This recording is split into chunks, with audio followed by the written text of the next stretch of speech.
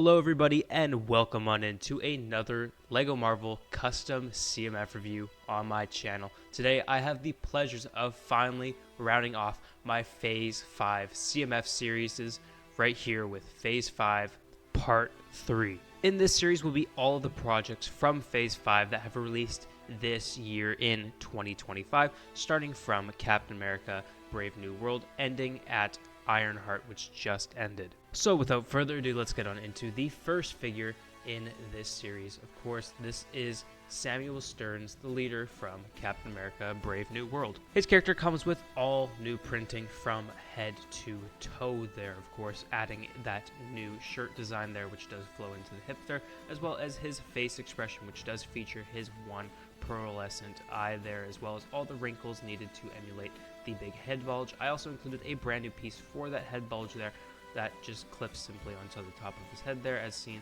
by all those little circles up there. There's a bit of printing up there too, as well as for an accessory I gave him the dial he uses to communicate with Captain America, as well as do that one horrible thing that he does in the movie to that one soldier.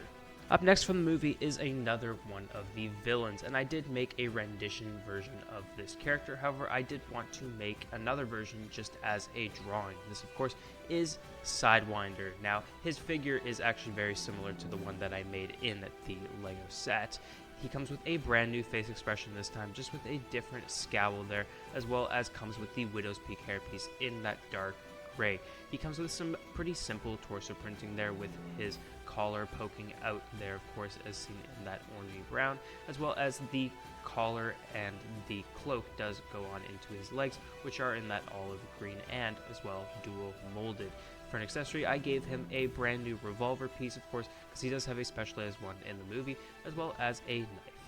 Moving on into the first show of 2025, of course, from Daredevil Born Again, I of course had to include Daredevil. And now, similar to the Sidewinder figure, I also made a Daredevil figure. However, this one I was able to go above and beyond. I gave him the same torso print as I did in the actual set, as well as around the same leg printing with the same hip printing as well. However, this time I did include some side leg printing there, of course, of the continuation of the soles of the boot, as well as some side arm printing there with some of the armoring there. I also decided to give him a brand new mold for his helmet with roughly the same face print I gave him in my actual set underneath. One of the Billy clubs, which he does come with an extra, as well as Foggy's memorial piece of paper there, which I just thought was a nice nod to the show. Also from the show, I made the White Tiger. Now, this is the first version. Of course, there is a new one teased for Season 2, and this figure was just so fun to design, especially with all the printing and patterns on the actual suit itself.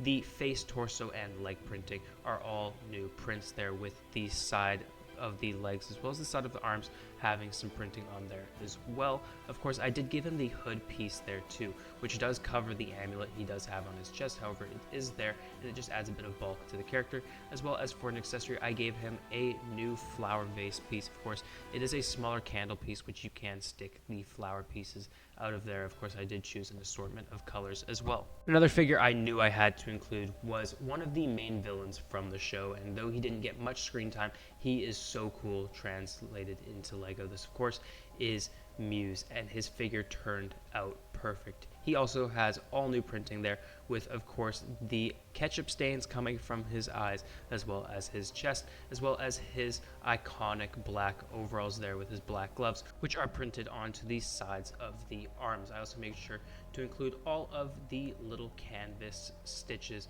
throughout the outfit. Included is also a syringe and a spray paint canister with a red little dot on the side of it to give it a nod to the show, and I did give him a brand new mold for his beanie. And of course, this show would not be complete without the Punisher himself. So here he is. Of course, I did have to tone him down a bit, which is funny because, of course, Muse was not toned down. But Punisher is actually one of the more basic characters in the series. He comes with a vest with some brand new printing on it, a brand new face expression, as well as a brand new hairpiece there, which does have a bit of gray on the side. As well as for an accessory, I gave him a combat knife there, as well as a build for a shotgun. His arms do also have some sidearm printing there, and underneath the vest is just the same printing that's on the vest, just on his torso if you do not like the vest on him. Moving on into the next figure, this of course is from our next project, which of course is the Thunderbolts. And while I did make every member of the team for the actual sets that I did not make this figure. So here you guys have it. This is my Sentry figure, and it is pretty simple and similar to the one that I included in my set. He comes with all brand new face, torso, and leg printing, with the legs being dual molded and the arms having some side arm printing there with the black gauntlets. He does come with a navy blue cape there, a brand new hairpiece, as well as a little milkshake for an accessory, of course, as a nod to the end of the film. The face print actually does feature him turning into his void form, of course, as you can see by the eyes having a different color pupil than the normal ones, as well as having a couple of bags underneath, and he is getting angry. Up next is another figure I featured in my Watchtower set. This is just more of an updated version, and this, of course, is Valentina, and her figure is, again, pretty basic. She does come with, however, a new thing that I created for this series, which is tri-molded legs, as you can see by the shoes, the legs, and the continuation of the dress piece there. Her torso printing is all new, with her face print being just an updated version of the Athena face print there, just with darkened eyebrows and lightened up lips. She also comes with the Miss Marvel hairpiece in dark brown with a streak of tan going down the front, as well as for an accessory I gave her the remote, which she uses to shut down the Sentry. And for the last figure in the Thunderbolts section of the series, I included the Bucky Barnes that actually comes at the end of the movie in the post-credit scene.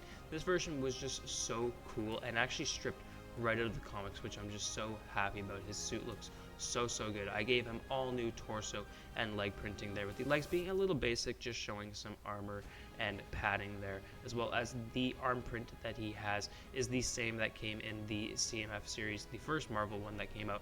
His other one does have his iconic red star, as well as for an accessory I gave him a combat knife and the goon gun in black. He does also come with a brand new hairpiece there, which is a bit longer down the back, kind of like a mullet, and he does come with the same face print I created for my Thunderbolt sets. Moving on into the last project of 2025 from Phase 5. This, of course, is the first figure from Ironheart. I decided to start off simple with Ezekiel Stain, and now his figure was actually pretty simple to design, as LEGO already made a figure for the actor, that being the young Han Solo. For him, I gave him a collared shirt design with some of the bionics seen underneath the collar there, as well as on the side of the arms, which are dual molded. I also gave him some pretty basic black legs there, with a brand new face print having some of the bionics around him, as well as a nice cowl there with some stubble, the Widow's Peak hairpiece in that dark brown, as well as 2 lightning bolts for accessories. A pretty basic figure, but I think emulates him pretty well. I also had to include the main villain of the show, and this, of course, is Parker Robbins the Hood, and his figure was so fun to design. Of course, this is based off of the set images that we got leaked a long time ago, but I think it works to capture him pretty well. I gave him the normal hood piece in that dark red with a brand new cape mold there. Of course, it does have some printing on the back of it to show the ruins that are on it, as well as underneath I gave him a brand new torso print there with no side arm printing, no side leg printing. The legs are pretty basic with just some of the soles of his shoes there, as well as I did give him a brand new face expression and 2 goon guns in black. And finally, the last figure in the series, of course, you guys probably know what it is. This, of course, is Ironheart's final suit from the show, made out of her car, and it just looks so good. I think I did a really good job at it. Of course, she comes with all brand new torso and leg printing. Of course, due to it being a Iron Man level outfit, of course, had to include both side arm and side leg printing, which is visible. Of course, I did give her the same rough build for the backpack that she has in the Wakanda Forever sets, this time with a new piece that goes over the shoulders, which does have some printing on it. I also gave her the comic book Iron Man helmet piece there with some new printing on it, and 2 Power Blast pieces in translucent blue for accessories. But there you guys have it. That is every figure from my Phase 5 Part 3 CMF series. Now you guys have seen every Phase 5 figure I have drawn. If you guys did enjoy this series, please let me know below. I am sorry, it was a little bit more on the basic side and did have a lot of characters from every single project that I released, and that's just because I had to cram it all in, as I didn't want phase 6 figures overlapping. But of course, the series would not be complete without the final box art. So here you guys have it, set 76359 Lego Marvel minifigures series 3. I made red the color of the box, as I think it clashes well with the black figures in the series, as well as a lot of the red figures in the series. However, the red does blend in a little bit. But of course, here you guys have the finalized box, which is really busy now that I'm looking at it. It is in black and white. However, I think that the black outlines that the minifigures have does make it a little hard to read. Nonetheless though, guys, I do hope you guys did enjoy this video, and please make sure to subscribe and like the videos. It shows me what you guys like to see, as well as it pushes me out to more people who may also enjoy this type of content. But anyways, guys, stay tuned. There are a lot of fun projects coming this summer, so I just can't wait for you guys to see them. Anyways, thanks.